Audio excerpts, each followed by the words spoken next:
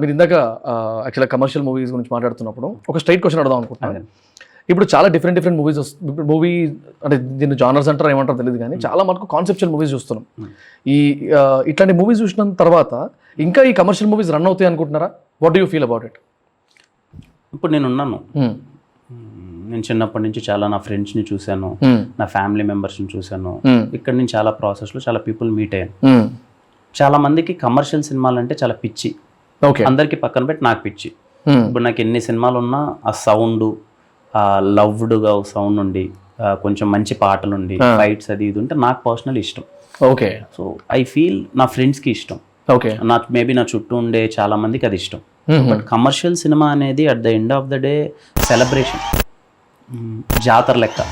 అది ఉండాలి, more of elevation. And థియేటర్లో చాలా మంది ఉంటారు. కమర్షియల్ సినిమా అనేది నాకు తెలిసి ఎప్పటికీ ఉంటుంది. అంటే మజా రాదేమో, మజా దీంట్లో వేరే దాంట్లో రాదు.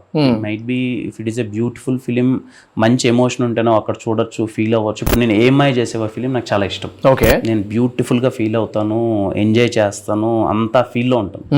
కానీ ఆది సినిమాకి వెళ్తే నాకు వచ్చే ఎనర్జీ వేరు. అక్కడ చూసి ఆ సినిమాలో వాళ్ళు ఆ సీక్వెన్స్లు చూసి అది రియాలిటీ కాదని తెలుసు, కానీ మనకు ఆ వచ్చే ఒక హై ఫీల్ ఉంటుంది కదా, that is commercial cinema. Commercial cinema అనేది ఎప్పటికీ ఉంటుంది, అది ఎప్పటికీ పోదు. లైక్ మేబీ ఇప్పుడు మనం వెల్ ఎడ్యుకేటెడ్ కాబట్టి ఇప్పుడు చదువుకొని మనం ఇలా వచ్చేసి మోర్ ఆఫ్ దట్ అన్ని లాంగ్వేజ్ల సినిమాలు ఇంపాక్ట్ మన మీద పడిపోయి ఎందుకు ఇలాంటి సినిమాలు ఇంకా బెటర్ సినిమాలు తీయాలి కదా, మనం మారాలనే ఒక మెనీ పర్స్పెక్టివ్స్ ఉండొచ్చు. కానీ but at the end of the day I feel మనం చిన్నప్పటి నుంచి మనకు అది అలవాటైంది కదా. మన ఆడియన్స్ మనం మారచ్చు కానీ మన ఆడియన్స్ మార్చలేం.